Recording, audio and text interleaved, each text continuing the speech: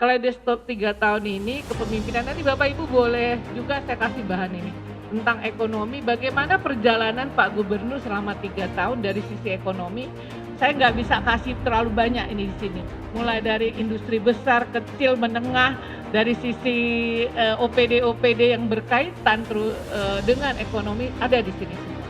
Walaupun begitu, kita berharap yang paling harus adalah pemulihan ekonomi ini percepatannya itu dalam 2 tahun akan ke depan, itu bukan kaleidoskop tetapi adalah bagaimana setelah adanya kaleidoskop kita analisis SWOT. Makanya tadi Prof. Heru menyatakan percepatan dan percepatan.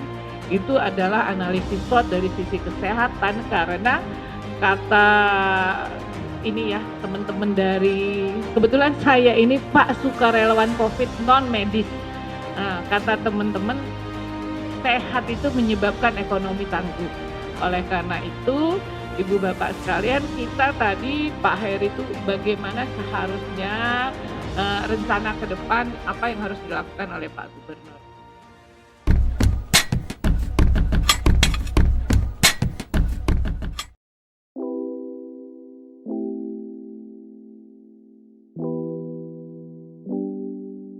Koordinasi OPD dan koordinasi kabupaten kota itu betul-betul harus berjalan, dan OPD kabupaten kota betul-betul mendukung terhadap kinerja utama pemerintahan. Ini yang kita nampak itu memang bukan tapi kadang-kadang masih sinkron, karena ini bahasa lama ini. Kadang-kadang kita melihat antara satu instansi aja, antar bidang yang hanya disekat, kalau tembok lumayan, ini hanya triplek ya. Tapi koordinasinya itu harus formal. Kalau ada rapat, ini yang perlu kita ya.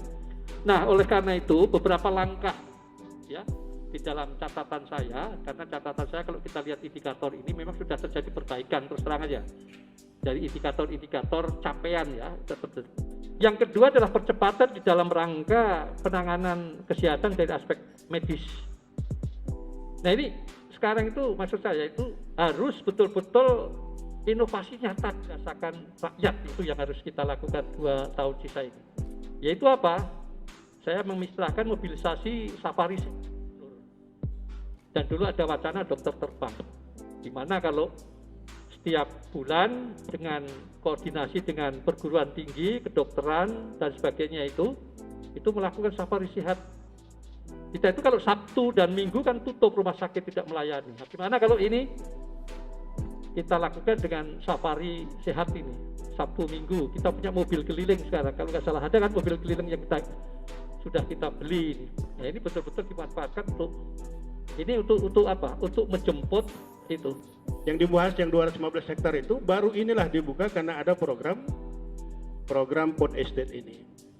Nah, sekalian, apa yang menjadi masalah, kendala sebenarnya ini kalau bisa mungkin kita cermati dan sekaligus masukan ya buat pengelola food estate. Saya juga sampaikan di depan Dirjen Hortikultura waktu itu bahwa ada satu teknologi yang kita tidak mensesuaikan dengan kondisi lahan itu.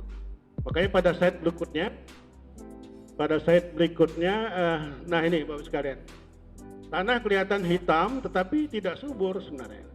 Kenapa? Karena sifat andik. Jadi dalam bahasa ilmu tanah, bahwa tanah-tanah di sana memiliki sifat andik, walaupun tidak sampai ke jenis andisol. Sifat andik itu apa? Sifat andik itu slide berikutnya adalah satu sifat tanah yang dia bisa meretensi pupuk fosfat dalam jumlah besar. Ini mungkin plus minus dengan sistem pertanian yang ada di Karo, Pak. Di Karo itu kan tanahnya hampir sama dengan Pas, karena sama-sama berasal dari bahan induk abu vulkanik letusan Toba beberapa ratus tahun yang lalu, kan begitu kan kalau menurut sejarah. Nah, ini yang mungkin kurang menjadi cermat bagi teman-teman perencana yang lalu, yang seharusnya bahan organik itu menjadi kunci utama dalam pengelolaan pupuk kandang dan lain sebagainya. Kita lihat misalnya petani Karo itu tidak akan membuka lahannya kalau belum tersedia pupuk kandang dalam jumlah yang mereka kira cukup. Nah, itu bagusnya sebenarnya di Karo sekarang sudah membudaya itu.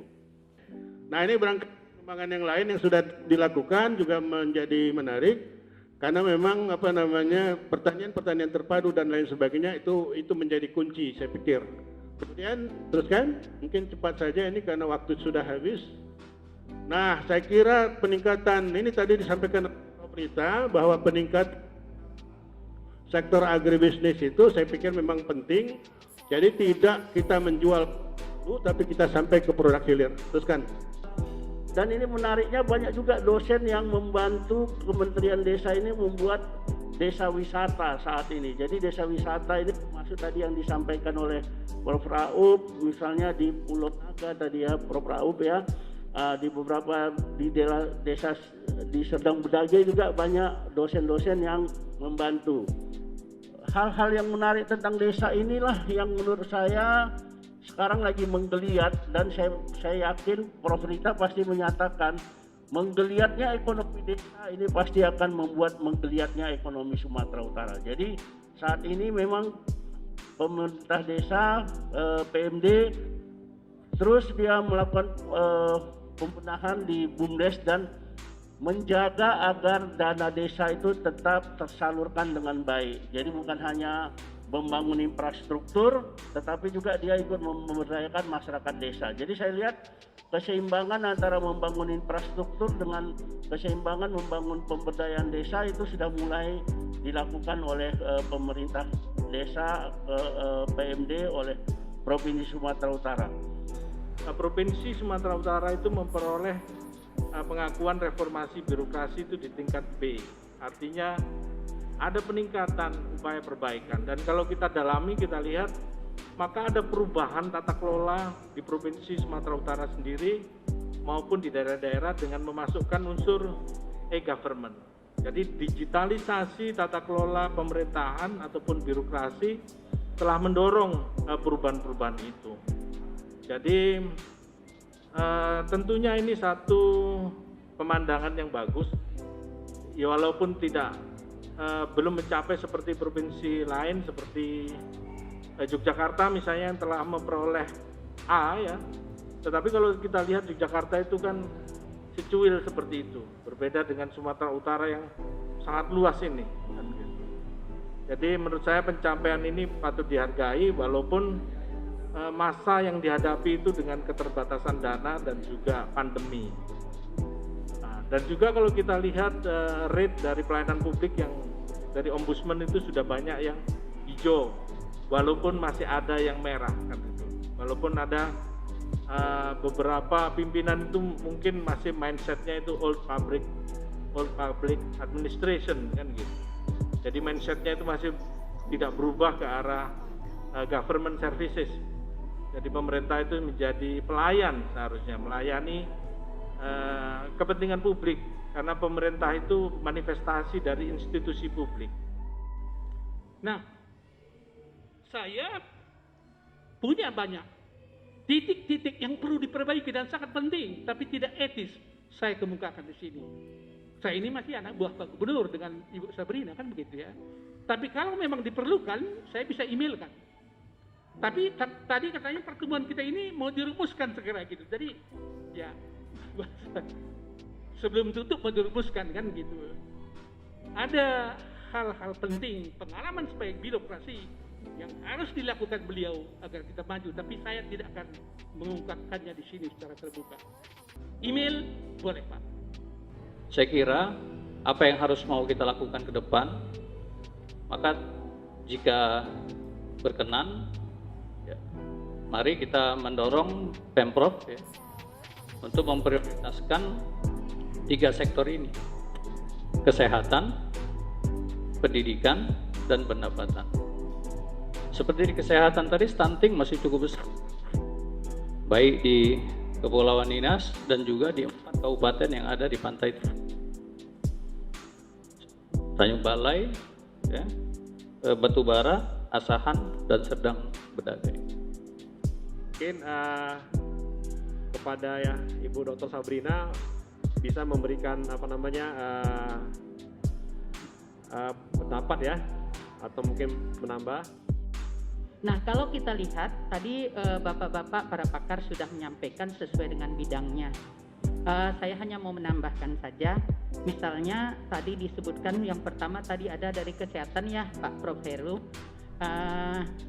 Kita juga sudah di sini pada saat COVID, saya pikir provinsi selain DKI karena dibantu Jakarta, dibantu nasional, itu provinsi kita punya inisiatif dan realisasi membangun atau menyelenggarakan 2 rumah sakit COVID gratis.